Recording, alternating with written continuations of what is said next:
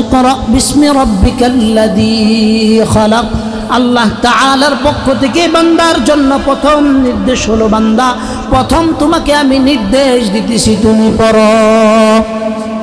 এই কারণে কোরআনে কারীমের অন্য জায়গায় আল্লাহ তাআলা বলেন ফাইযা ক্বরাতাল কুরআন ফাস্তাইয বিল্লাহি মিনাশ শাইতানির রাজীম। অন্য জায়গায় আল্লাহ তাআলা বলেন ফাইযা ক্বরাতাল কুরআন فإذا قرأت القرآن فاستعذ بالله من الشيطان الرجيم. والآيات الله تعالى بلن فإذا قرأت القرآن فاستعذ بالله من الشيطان الرجيم. অন্য জায়গায় আল্লাহ তাআলা বলেন যখন কোরআনে কারীমের তেলাওয়াত তোমাদের সামনে হয়, কোরআনে কারীমের তেলাওয়াত যখন তোমাদের সামনে হয় তখন তোমরা ফাসতামিউ লাহু ওয়া আনসিতু লাআল্লাকুম তুরহামুন। আল্লাহ বলেন তোমাদের সামনে যখন কোরআনের তেলাওয়াত করা হয়, কোরআনের আয়াতের ব্যাখ্যা করা হয় তখন তোমরা চুপ হয়ে যাও। নির্দেশ কার? এই সূরা বলো, নির্দেশ কার?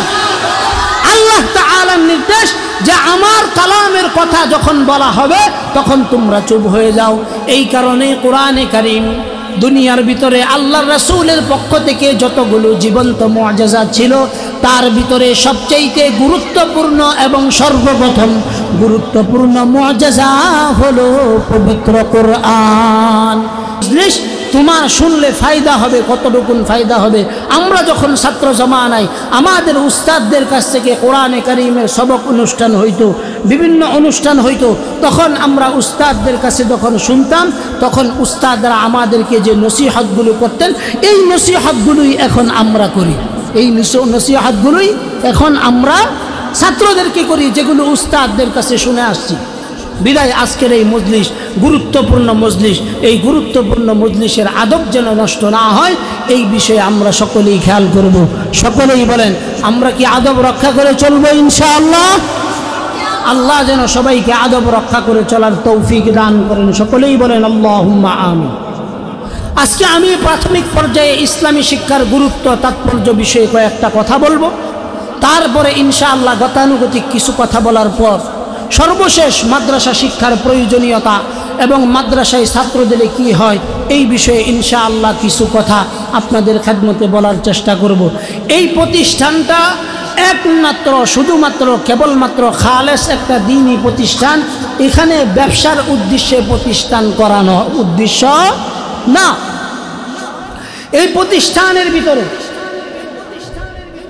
একটা জিনিসের শিক্ষা দেওয়া হয়, সেটা হলো আসমানি কিতাবের যে আমানত আল্লাহ তাআলার পক্ষ থেকে রাসূলুল্লাহর উপর দেওয়া হয়েছে, ওই আমানতটা এক সিনা থেকে আরেক সিনা পর্যন্ত পৌঁছায় দেওয়া হয়। কথা ঠিক না বেঠিক? হ্যাঁ, এক সিনা থেকে আরেক সিনা পর্যন্ত পৌঁছায় দেওয়া হয়। এই এক সিনা থেকে আরেক সিনা পর্যন্ত পৌঁছায় দেওয়ার কারণ হলো একটাই, যে আমরা যেন এই নববী আদর্শের এই শিক্ষাকে গ্রহণ করতে পারি, এই শিক্ষাকে যেন আমরা নিজেদের প্রাত্যহিক জীবনে একটা অনুপ্রেরণা যেন আমি নিতে পারি, এবং এই শিক্ষাটাকে যেন আমি আমার জীবনের পণ, আমার জীবনের চলার পাথেয় হিসেবে যেন গ্রহণ করতে পারি।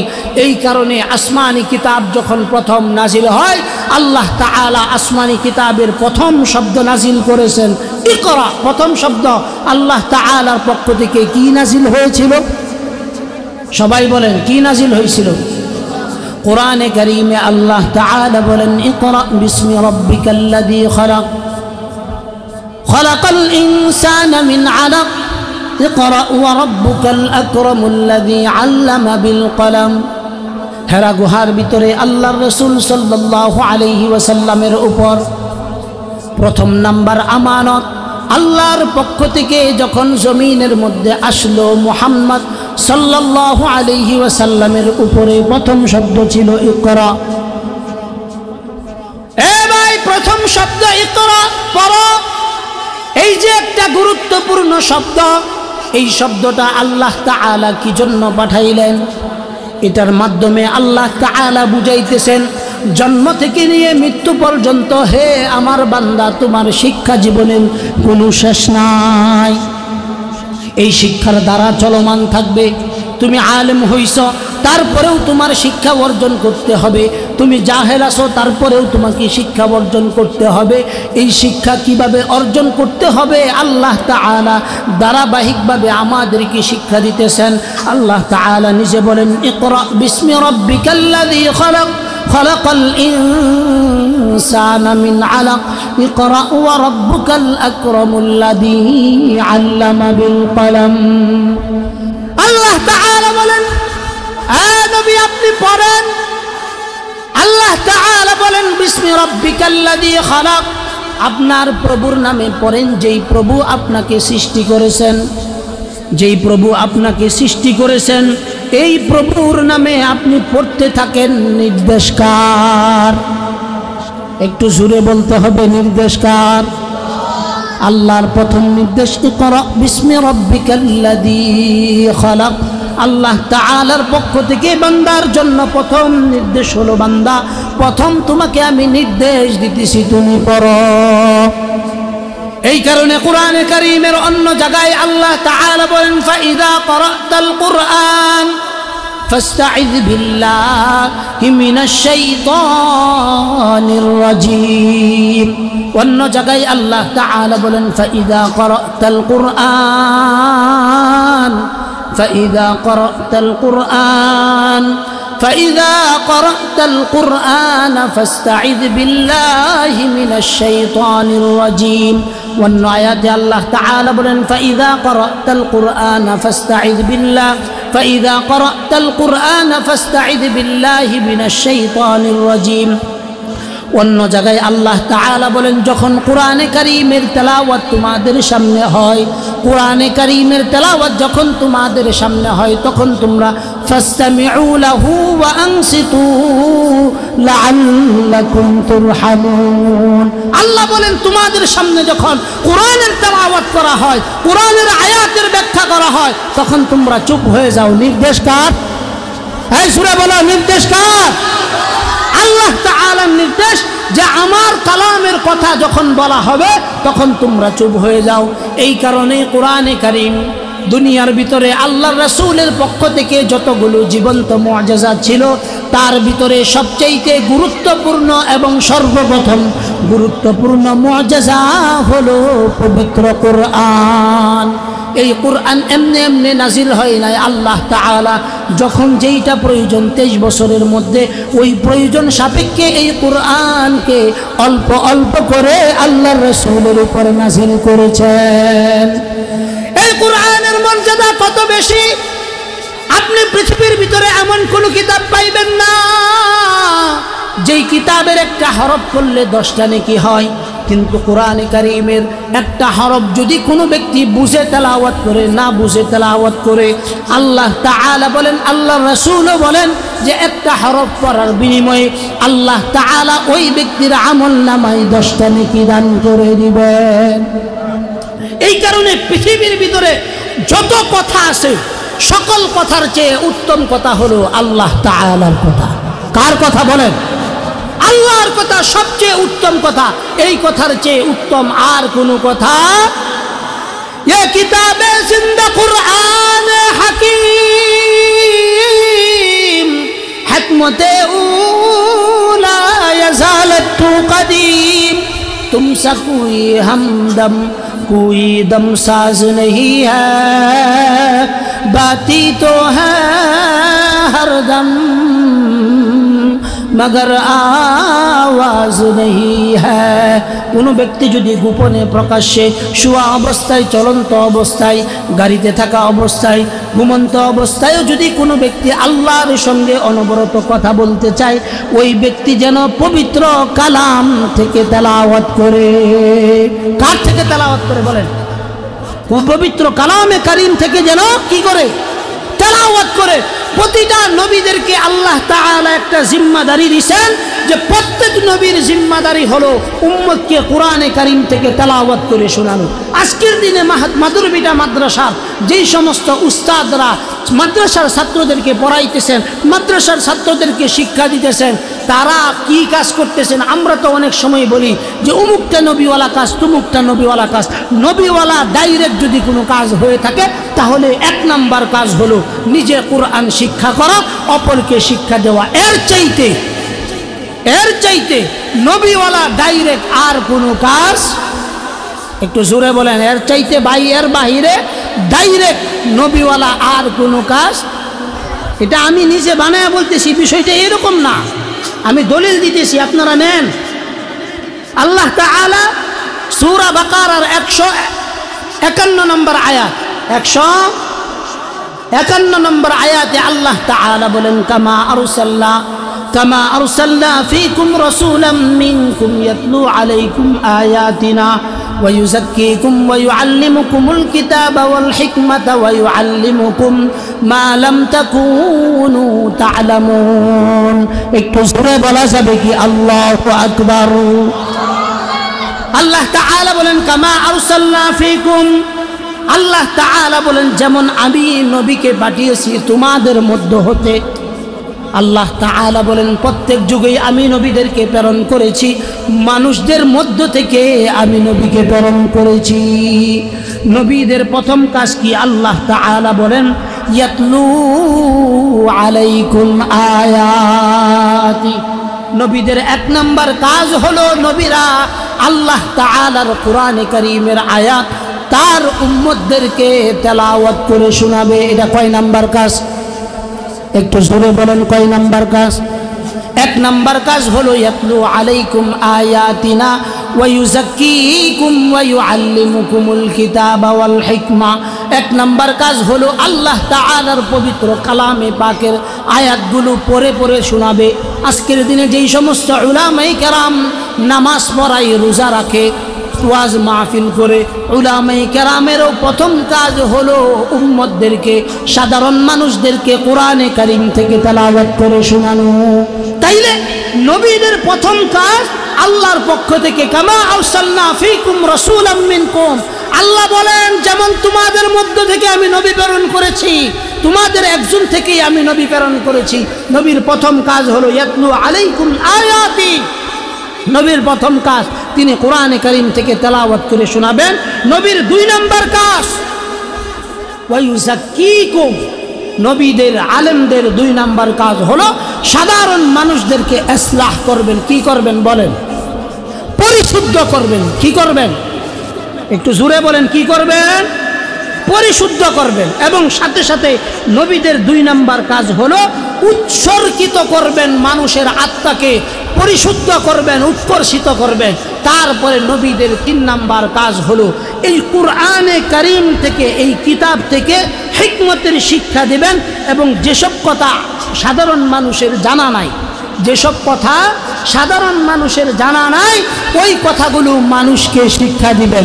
কে? নবীরা। কে দিবেন? এখন কি নবীরা আছে না গেছে গা? চলে গেছেন সবাই। নবী আসার রাস্তা এখন আছে? একটু জোরে বলেন, নবী আসার রাস্তা কি আছে? নবী আসার রাস্তা আল্লাহ তাআলা চিরতরে বন্ধ করে দিয়েছেন। নবী আসার রাস্তা বন্ধ করে দেওয়ার কারণেই আল্লাহ তাআলা নবীর উপর যে গুরুত্বপূর্ণ 4টা দায়িত্ব দিয়েছেন।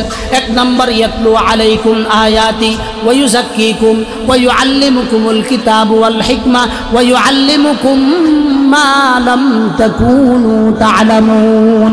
আল্লাহ তাআলা বলেন আমার বান্দারা যেই সমস্ত বিষয়ে জানে না, ওই সমস্ত বিষয়ে জ্ঞান দেওয়া, ওই সমস্ত বিষয়ে তাদেরকে বুঝাইয়া দেওয়া, এটা উলামায়ে কেরামের, একটু জোরে বলেন, উলামায়ে কেরামের কি এটা দায়িত্ব।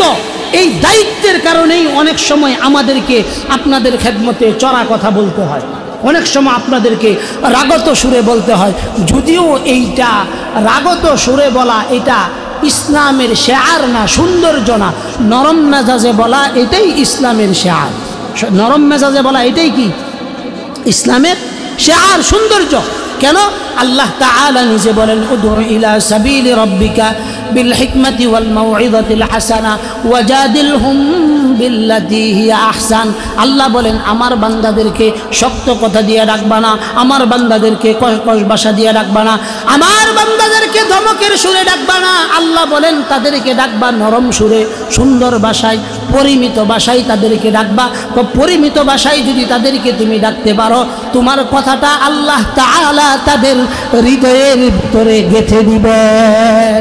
এই কারণে তবে কিছু কথা আছে যেগুলো নরম সুরে বলা যায় না, কিছু কথা আছে যেগুলো গরম সুরেও বলা যায় না। তাইলে নবীদের কয়টা কাজ পাইলাম বাজান? একটু জোরে বলেন কয়টা কাজ? আর একটু জোরে বলেন কয়টা কাজ? নবীরা নাই, এখন এই 4 কাজ কার উপরে বর্তায়? একটু জোরে বলেন কার উপরে বর্তায়? সরাসরি উলামায়ে কেরামদের উপরে এই 4টা কাজ বর্তায়।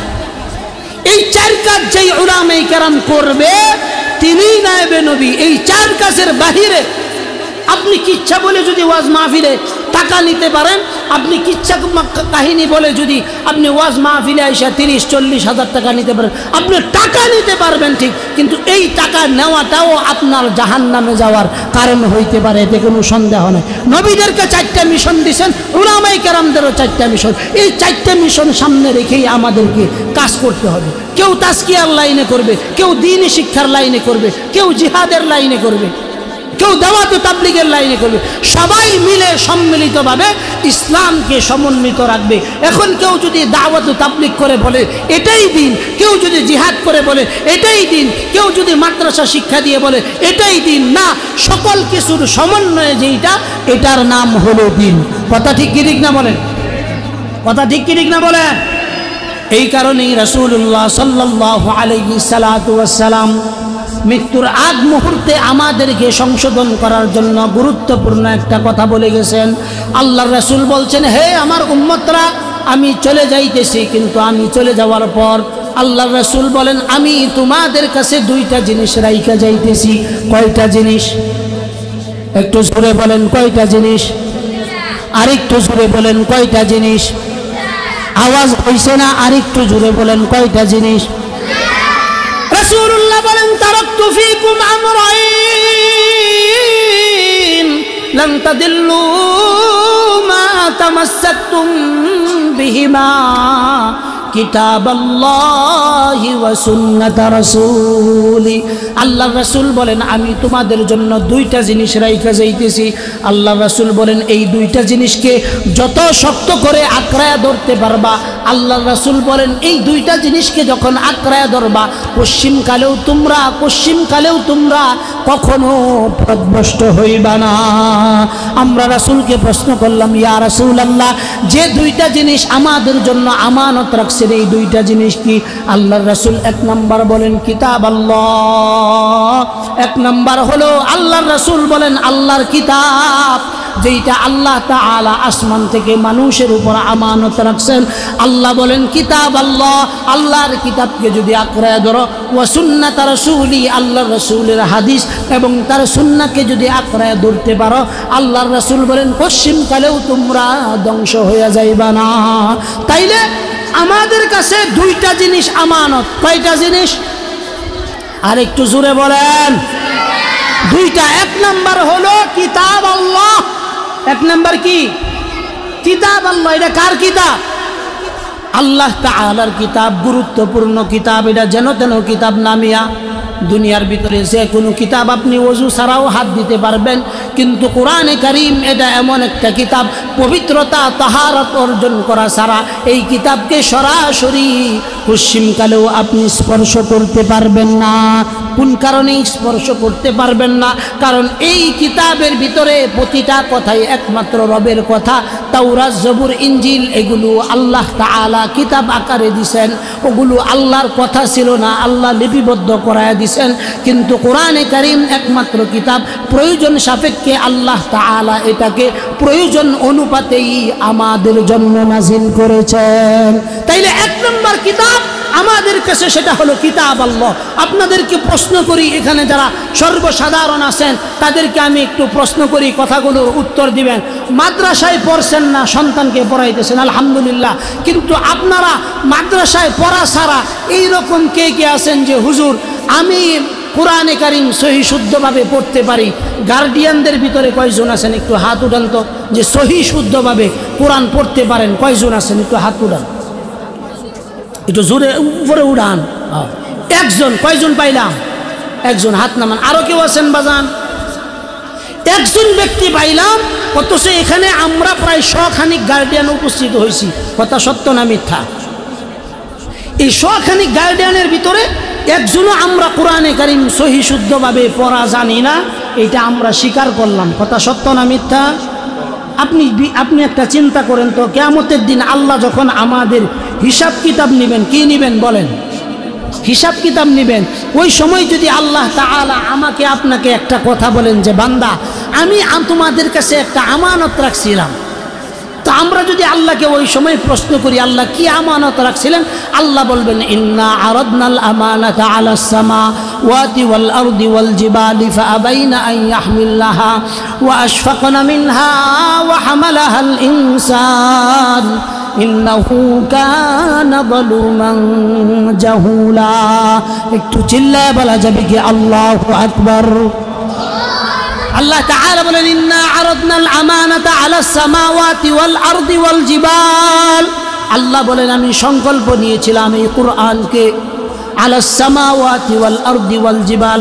আল্লাহ বলেন প্রথমত আমি চিন্তা করেছিলাম এই কিতাবটাকে আসমানের কাছে আমানত রাখবো। আসমান যখন শুনছে তার কাছে কিতাব রাখা হবে। কার কিতাব? আল্লাহর কিতাব। কিতাব আল্লাহকে রাখা হবে। আসমান অস্বীকৃতি জানাইছে। আল্লাহ বলেন আমি জমিনকে আগ্রহ প্রকাশ করলাম, জমিন তুমি আমার আমানত গ্রহণ করো। জমিনও আমানত গ্রহণ করলে অস্বীকার করলো। আল্লাহ বলেন আমি পাহাড়কে বললাম এ পাহাড় আমার কিতাবটা একটু আমানত নাও। আল্লাহ বলেন পাহাড়ও আমার আমানত নিতে অস্বীকৃতি জানাইলো। আল্লাহ বলেন দুর্বল চিন্তার মানুষ হলো মানুষ। মানুষ যখন কোরআনে কারিমের এই আমানত গ্রহণ করতে চাইলো, আল্লাহ বলেন এই আমানত যেই ব্যক্তিগুলো গ্রহণ করবে এই ব্যক্তিগুলো আমার প্রিয় হবে। আল্লাহ তাআলা কিয়ামতের দিন কোরআনে কারিমের আমানত যেই সমস্ত ব্যক্তি বা গোষ্ঠীরা সংরক্ষণে রাখবে, কিয়ামতের দিন আল্লাহ তাআলা এই আমানত যে যতটুকু রক্ষা করবে ওই অনুযায়ী আল্লাহ তাআলা তার শান মানকে বাড়ায়া দিবেন।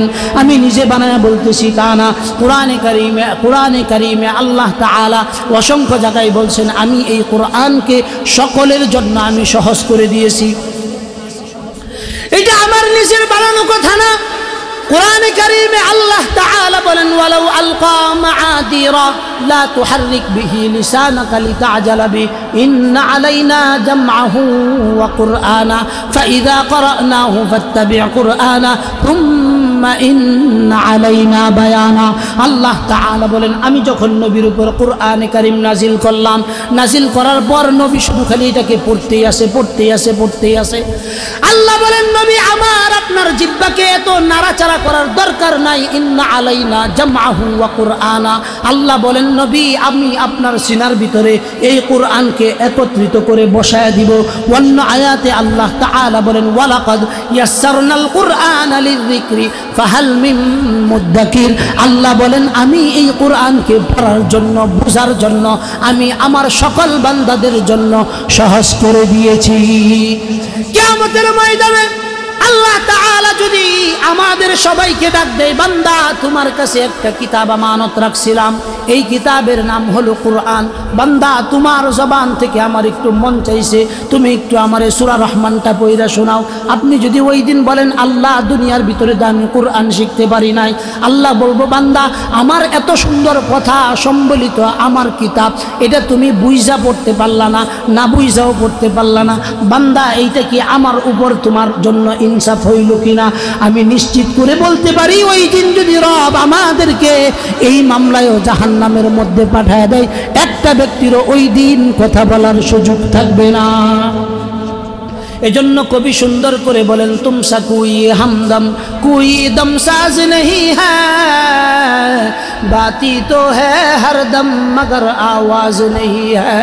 আল্লাহর সঙ্গে কেউ যদি গোপনে কথা বলতে চায়, প্রকাশ্যে কথা বলতে চায়, আল্লাহর আমানতকে যদি রক্ষা করতে চায়, প্রত্যেক ব্যক্তির জন্য কোরআনে কারীম শিক্ষা করা ফরজ করে দিয়েছেন। কে ফরজ করলেন? আল্লাহর রাসূল ফরজ করছেন, আল্লাহ তাআলাও ফরজ করছেন। নবী করিম সাল্লাল্লাহু আলাইহি সাল্লাতু ওয়াস সালাম বলেন, হালাল হারাম যতটুকুন জানা প্রয়োজন ততটুকুন জ্ঞান থাকা, পাক না পাকি বুঝার জন্য যতটুকুন জ্ঞান থাকা, এতটুকুন জ্ঞান শিক্ষা করা প্রত্যেক নরনারীর উপর আল্লাহ তাআলা দ্বীন শিক্ষাকে ফরজ করে দিয়েছেন। কিয়ামতের দিন আল্লাহ প্রশ্ন করলো, বান্দা আমার কোরআন তুমি কোন কারণে তেলাওয়াত করতে পারলা না? এই বাংলাদেশের 87% মুসলমান ওই দিন আল্লাহর কাছে জবাব দিতে পারবে না। 87% কেন বললাম? 13% সহিশুদ্ধভাবে কোরআন তেলাওয়াত করতে জানে। কয় পার্সেন্ট? মাত্র 13%। আর 87% কোরআনে কারীম তেলাওয়াত করতে জানে না। এই যে আপনি জানেন না, মাদুরবিটা মাদ্রাসা হইছে, এখানে আপনার সন্তানও দিতে পারলেন না, আপনার মতো হতভাগা কি আছে কেউ? এবার কথা বলেন না কেন? আপনার মতো কি হতভাগা কেউ আছে? কোরআনে কারীমে আল্লাহ তাআলা বলেন, আফালা ইয়াতাদাব্বারুনাল কুরআন ওয়ালাউ কানা মিন ইনদি গায়রিল্লাহ লাওয়াজাদু ফীহি ইখতিলাফান কাসীরা। দুনিয়ার ভিতরে আল্লাহ তাআলা জ্ঞানী মানুষ বলেছেন। কাদেরকে জ্ঞানী মানুষ বলছেন? আল্লাহ তাআলা আলেমদেরকে জ্ঞানী মানুষ বলেছেন। আল্লাহ তাআলা বলেন, ইন্নামা ইয়াতাযাক্কারু উলুল আলবাব।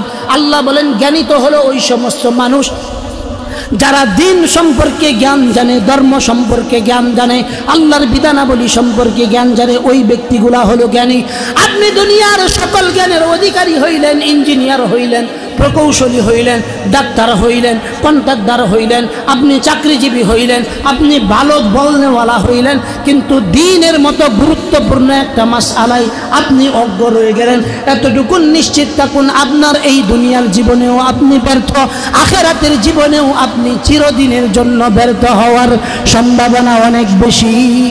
এই কারণে কুরআনে কারীম আল্লাহর পক্ষ থেকে আমানত। এই আমানত আজকের পর থেকে নিয়ে আমরা এই আমানতটাকে রক্ষা করার জন্য চেষ্টা করব। আজকের পর থেকে কে কে আছে একটু হাতটা একটু দেখবার চাই। আমানত কিভাবে রক্ষা করবেন এই ওয়াজ এখন করব। হাত নামান। এক নম্বর কথা, আল্লাহ তাআলা প্রত্যেক উলামায়ে কেরামের দায়িত্ব দিয়েছেন, ইয়াতলু আলাইকুম আয়াতি। যে উলামায়ে কেরামের প্রথম দায়িত্ব হলো আয়াত পড়া শোনানো। আয়াত পড়া কি? শোনানো। আপনাদেরকে শোনাইতেছি কিনা বলেন? শোনাইতেছি না? তারপরে কি? ওয়ায়ুআল্লিমুকুমুল কিতাব ওয়াল হিকমা। আল্লাহ বলেন কিতাব থেকে জ্ঞান আহরণ করবে, হিকমত আহরণ করবে। তারপরে এটা মানুষদেরকে কি করবে? একটু জোরে কর। শিক্ষা দিবে। কি দিবে? শিক্ষা দিবে। ওয়ায়ুযাক্কিকুম। তারপরে আল্লাহ তাআলা বলেন মানুষদেরকে নফসের দিকে ইসলাহ করবে, তাজকিয়া করবে। তাহলে উলামায়ে কেরামদের প্রথম কাজ হলো ইয়াতলু আলাইকুম আয়াতি, আয়াতগুলো শিক্ষা দিবে। আজকে থেকে নিয়ে আপনার উপরও এটাও দায়িত্ব যে আপনি একটা আয়াত, একটা সূরা আলিফ বা তা সাথে থেকে নিয়ে ইয়া পর্যন্ত প্রতিদিন কোনো না কোনো হুজুরের কাছে 200 টাকা দিয়া বা মাসে 500 টাকা দিয়া ওই হুজুরের কাছে কোরআন শিক্ষা করবেন। যদি আপনি কোরআনের শিক্ষার অন্তত একজন তালেবে ইলম হয়ে যাইতে পারেন, এতটুকু নিশ্চিত থাকেন তালেবে ইলম হওয়ার পর যদি আপনি কোনো কারণে আল্লাহর দুনিয়া ছেড়ে আখিরাতে চলে যান, এতটুকু নিশ্চিত থাকেন আপনার মৃত্যুটা জনসাধারণের মৃত্যুর মতো মৃত্যু হবে না। আপনার মৃত্যুটা আল্লাহ তাআলা শাহাদাতের খাতার মধ্যে লিপিবদ্ধ করে দিবেন। কিসের মধ্যে লিপিবদ্ধ করবেন? একটু জোরে কন। শাহাদাতের খাতায় লিপিবদ্ধ করে রাখবেন। তাইলে জান্নাত পাওয়ার একটা সহজ রাস্তা, আপনি যদি কোরআনে কারীমের আমানত রক্ষা করতে নাই পারেন, অন্তত আপনি একজন তালেবে ইলম হয়ে যান। কি হয়ে যান? একটু জোরে কর না। কি হয়ে যান? আল্লাহর রাসূল সাল্লাল্লাহু আলাইহি সাল্লাতু ওয়াস সালাম বলেন, কুন আলিমান আও মুতাআল্লিমান আও মুহিব্বান আও মুস্তামিআন ফালা তাকুন খামিসান ফাতুহলিক। রাসূল সাল্লাল্লাহু আলাইহি ওয়াসাল্লাম বলেন, আলেম হও। কি হও? একটু জোরে বলেন আল্লাহর পক্ষ থেকে রাসূলুল্লাহ সাল্লাল্লাহু আলাইহি সাল্লাতু ওয়াসসালাম এক নাম্বার কথা বলছেন, কুন আলিমান, আলেম হও, আও মুতাআল্লিমান, আলেমের ছাত্র হও। আলেমের কি হও? আলেম শিক্ষাকারী হও, অথবা আলেমদেরকে মোহাব্বতকারী হও, অথবা মাদুরবিটা মাদ্রাসাকে মোহাব্বতকারী হও, অথবা ছাত্রদেরকে মোহাব্বতকারী হও, মাদুরবিটা মাদ্রাসার কল্যাণকামী হও, অন্যান্য প্রতিষ্ঠানের কল্যাণকামী হও। আল্লাহ বলেন পঞ্চমটা হয়েও না রে বান্দা, মাদ্রাসা মসজিদের বিরুদ্ধাচরণ করিও না, আলেমদের বিরুদ্ধাচরণ করিও না। যদি পঞ্চমটা হয়ে যাও, আল্লাহ বলেন, আল্লাহর রাসূল বলেন, তোমার দুনিয়াও ধ্বংস, আখিরাতও তোমার জন্য চিরদিনের জন্য ধ্বংস হয়ে যাবে। এজন্য রাসূল সাল্লাল্লাহু আলাইহি সাল্লাতু ওয়াসসালাম বলছেন, সিনার ভিতরে কোরআন ধারণকারী একজন হাফেজের মর্যাদা আল্লাহ তাআলার কাছে দুনিয়ার ভিতরে যেমন বেশি, আখিরাতেও আল্লাহ তাআলা একজন হাফেজের মর্যাদাকে আরো লক্ষ কোটি গুণে বাড়ায়া দিবেন। কিয়ামতের ময়দানে আল্লাহ তাআলা একজন হাফেজে কোরআনকে ডাক দিবেন, তাআলিয়া হুফাজ, এ হাফেজে কোরআন এদিকে আসো, ইকরা পড়ো। হাফেজে কোরআনকে আল্লাহ তাআলা নির্দেশ দিবেন, এ হাফেজে কোরআন দুনিয়ার ভিতরে যেমনে তুমি পড়তেছিলা ওইভাবে তুমি পড়তে থাকো। হাফেজে কোরআনকে আল্লাহর পক্ষ থেকে নির্দেশ দেওয়া হবে, ইকরা ওয়ারতাক ওয়ারাত্তিল কামা কুনতা তুরাত্তিলু ফিদ দুনিয়া ফাইন্না মানজিলাকা ইনদা আখিরি আয়াতিন তাকরাউহা। তো জোরে বলেন আল্লাহু আকবার। কিয়ামতের দিন হাফেজে কোরআনকে আল্লাহ তাআলা নির্দেশ দিবেন, এ হাফেজে কোরআন পড়তে থাকো, একটা একটা করে আয়াত পড়ো আর একটা একটা করে তালার মধ্যে উঠতে থাকো। ও কীভাবে পড়ছো? দুনিয়ার ভিতরে যেভাবে পড়ছো সেভাবে পড়তে থাকো। হাফেজে কোরআন একটা আয়াত পড়বে, এক তালায় উঠবে, আরেকটা আয়াত পড়বে, আরেক তালায় উঠবে, আরেকটা আয়াত পড়বে, আরেক তালায় উঠবে। এইভাবে ৬৬৬৬টা তালার উপরে প্রতিজন হাফেজ চলে যাবে। জান্নাতবাসী, জাহান্নামবাসী, এক কথায় হাসরবাসী সবাই জিজ্ঞাসা করবে, এরা কারা? এদেরকে কি জন্য এত মর্যাদা দেওয়া হয়েছে? ফেরেশতাদের পক্ষ থেকে, আল্লাহ তাআলার পক্ষ থেকে ফেরেশতারা জান্নাতি জাহান্নামী হাসরবাসীদেরকে বলবে, এরা দুনিয়ার ভিতরে ওই সমস্ত তালেবে ইলম যারা দুনিয়ার ভিতরে কোরআনে কারীমকে সিনার মধ্যে ধারণ করছিল। কোথায় ধারণ করছিল বাবা? একটু জোরে বলেন, কোথায় ধারণ করছিল? সিনার মধ্যে ধারণ করছিল। আল্লাহ বলেন দুনিয়ার ভিতরে তাদেরকে যেই রকম পাগড়ি দিয়া সম্মানিত করা হয়, কিয়ামতের ময়দানে আল্লাহ তাআলা ৩ কোটি, কয় কোটি? ৩ কোটি ৮৭ লক্ষ। সবাই আমার সাথে বলেন ৩ কোটি ৮৭ লক্ষ। ৩ কোটি ৮৭ লক্ষ ফেরেশতাদেরকে আল্লাহ তাআলা একসাথে দাঁড় করায় দিবেন। দাঁড় করায় দিয়া একজন হাফেজকে ইস্তেকবাল দিবে, সংবর্ধনা দিবে, সম্মান দিবে। কয় কোটি? ৩ কোটি ৮৭ লক্ষ, ৩ কোটি ৯৭ লক্ষ ফেরেশতা একজন হাফেজকে সংবর্ধনা দিবে। কোথায়? কিয়ামতের ময়দানে। একটু জোরে কন্যা সুবহানাল্লাহ। দুনিয়ার ভিতরে দুনিয়ার সবচাইতে ক্ষমতাধর প্রেসিডেন্ট যিনি আছেন, তাকে কোনোদিন ১০,০০০ কোস্টগার্ড বাহিনী, ১০,০০০ গার্ড বাহিনী সম্মান দিছে, এই রকম রেকর্ড নাই। কিন্তু কিয়ামতের ময়দানে একজন সাধারণ আদনা থেকে আদনা হাফেজকে ৩ কোটি ৯৭ লক্ষ ফেরেশতা দাঁড়িয়ে সংবর্ধনা দিবে। ওই সংবর্ধনা যদি আপনিও পেতে চান, আপনার সন্তানকে দিন শিক্ষা দেন। আপনার সন্তানকে কি করেন? দিন শিক্ষা দেন। যদি আপনার সন্তানকে দিন শিক্ষা দেন, আপনার জন্য কি হবে?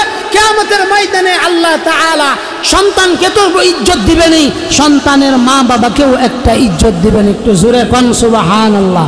কি ইজ্জত দিবেন? আল্লাহ নূরের এমন একটা টুপি পরাইবেন, যেই টুপির কারণে সূর্য থেকেও লক্ষ কোটি গুণ বেশি আলো বেড়ে যাবে। এই টুপি যখন জান্নাতি হাফেজে কোরআনের মা বাবার মাথার মধ্যে পরায় দেওয়া হবে, সবাই আফসোস করবে, এইটা কারা, কাদেরকে এই সম্মান দেওয়া হয়েছে? আল্লাহর পক্ষ থেকে ফেরেশতারা উত্তর দিবে, এরা তো দুনিয়ার ভিতরে ওই সমস্ত মা বাবা যারা খেয়ে না খেয়ে নিজের সন্তানকে দিন শিক্ষা দিছে। নিজের সন্তানকে কি করছে? একটু জোরে কন, নিজের সন্তানকে কি করছে? দিন শিক্ষা দিছে। দিন শিক্ষা দিয়ে হাফেজে কোরআন বানাইছে। তো আজকে তার ছেলে আখিরাতের ভিতরে ছেলেকেও আল্লাহ তাআলা সম্মান দিছেন, ছেলের বাবাকেও সম্মান দিছেন। একটু জোরে কন্যা সুবহানাল্লাহ। কার কার নিয়ত আছে যে আমার ছেলে একজন হক্কানি হাফেজ হবে, রব্বানি আলেম হবে? কার কার ইচ্ছা আছে যে আমার সন্তানকে আমি হাফেজ বানাবো, আলেম বানাবো? একটু হাতটা একটু দেখতে চাই। একটা তাকবীর হবে, লিল্লাহি তাকবীর। আওয়াজ হয়েছে না? আরেকটু জোরে, লিল্লাহি তাকবীর। কুরআন সুন্নাহ যেখানে, কুরআন হাদিস যেখানে, শিরক বিদআত যেখানে, লিল্লাহি তাকবীর। তাইলে আমরা একটা প্রতিজ্ঞা করলাম, আজকে থেকে আমাদের যদি 2টা ছেলে হয় দুটাকেই মাদ্রাসায় দিয়ে দিব, 5টা ছেলে হয় 5টাকেই মাদ্রাসায় দিয়ে দিব। আমার বাবার 2 জন ছেলে হয়েছে, আমরা দুনু ভাইকেই আব্বা মাদ্রাসায় দিয়ে দিছে। কাদেরকে? দুজনকে মাদ্রাসায় দিয়ে দিয়েছেন। মেয়ে 5টা হয়েছে, 5টারে মাদ্রাসায় দিয়ে দিয়েছেন। ফায়দা কি হয়েছে? 5 মেয়েকে 5 আলেম জামাইয়ের কাছে দিয়ে দিছে। আমরা দুনু বাইরে আল্লাহ তাআলা আলেম হিসাবে কবুল করছেন। আব্বার কি ফায়দা হয়েছে? এই ওয়াজ বুদা আমি গত 8-9 মাস আগে আরেকটা ইসলাহি মাহফিল হয়েছিল, ওই সময় বলছিলাম যে আম্মা মারা গেছে আব্বার যখন 83 বছর বয়স। তখন কয় বছর? আব্বার যখন 83 বছর বয়স হয় তখন আম্মা মারা গেছেন। আম্মা মারা যাওয়ার 2.5 মাসের ভিতরে আব্বাকে আবারও বিবাহ করাইয়া দিছি। আমি নিজ খরচে আব্বাকে বিবাহ করাইয়া দিছি। কোন কারণে? আলেম বানাইছে এই কারণে। কিন্তু আপনার ছেলেকে যদি আপনি ইঞ্জিনিয়ার বানাইতেন, ডক্টর বানাইতেন, আপনার 87 বছর কেন 50 বছর হইলেও ছেলে বলতো, বাবা তুমি এখন বুইড়া হয়ে গেছো, তোমার আর বিবাহের দরকার নেই। কেন? কারণ আপনার যদি আরেকটা সন্তান হয়, ওই সন্তান সম্পত্তির ভাগ পাইবে। এই কারণে আপনার ইঞ্জিনিয়ার ছেলেও আপনি ভালো থাকেন এইটা কামনা করে না। এটা সত্য কথা। এই কারণে শেষ বয়সে যদি আপনি আপনার সন্তানের খেদমতটুকুন চান, অন্তত আপনার ছেলেকে দ্বীন শিক্ষা দেন। কথা বুঝছেন কি আমার? যারা আসছেন এখানে তারা তো এতটুকুন নিশ্চিত। আমি এই আমতলির এমন খবর জানি, যেহেতু আমি এই এলাকায় 4 বছর ধরে আসি, এখন আপাতত নাই, কয়েকদিন যাবৎ অন্য জায়গায় চাকরি নিছি। বাদবাকি আমি এখানে জানি অনেক মানুষ সম্পদ থাকার কারণে বিবাহ করতে পারে না। সন্তানরা বিবাহ করাইতেছে না, যে আগে সম্পত্তি ভাগ করে দাও, তারপরে তুমি যে 10টা বিয়া করো। খবর নেই না সন্তান, বাবা দুকে দুকে মরে, খবর নেই না। মানুষ বাইরে দাঁড়ায় রয়েছে না, একটু কষ্ট এরা হরকত করলে একটু বরকত দেবে। একটু সামনের দিকে আগায় বসি আর একটু জিকির করি, লা ইলাহা ইল্লাল্লাহ, লা हजूर ला इलाहा इल्लल्लाह, ला इलाहा। बता हमको तेरे राह किस तरफ है, बता हमको तेरे राह किस तरफ है, तेरे राह पर चला हमको खुदाया, बुजुर्गी की नहीं हमको ज़रूरत, गुलाम अपना बना हमको खुदाया, ला इलाहा।